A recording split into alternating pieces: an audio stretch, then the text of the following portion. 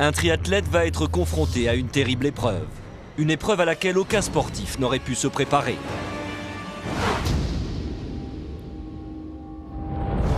Le triathlon est un sport qui demande une endurance à toute épreuve.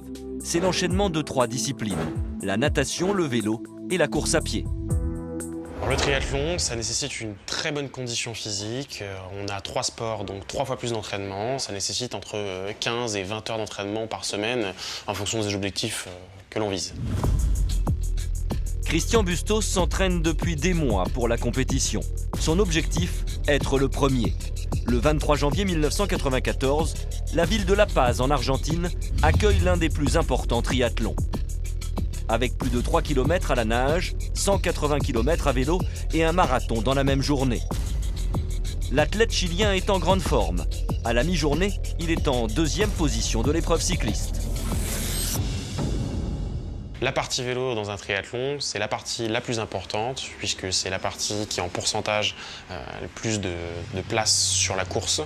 Et du coup, c'est là où on peut engranger le plus d'avance par rapport à la natation et la course à pied. Mais à seulement quelques mètres de son rival, son rêve de médaille va s'envoler. Le camion de la télévision l'écrase littéralement. Son vélo est pulvérisé et Christian Bustos est prisonnier de l'essieu du poids lourd. Sur l'accident, effectivement, ce qui me choque, c'est de voir l'inconscience de l'automobiliste, de se rapprocher si près de la roue arrière du triathlète. C'est, je pense, un acte non réfléchi ou d'inattention totale qui mérite peu d'excuses. Heureusement, il est conscient, mais il souffre de brûlures sévères, de multiples contusions et d'une fracture du bras. Pour l'équipe sportive, la carrière de Christian est terminée. Mais c'est sans compter sur la détermination du sportif de haut niveau. L'athlète a eu la bonne décision, c'est-à-dire que quand on tombe, il faut toujours se relever le plus rapidement possible. Et il a bien fait de reprendre rapidement de la compétition, remettre le pied à l'étrier et de revenir encore plus fort pour prouver aux autres qu'il était solide. Malgré les séquelles de l'accident qui lui ont fait perdre la sensibilité au bras droit, Christian Bustos reprend l'entraînement.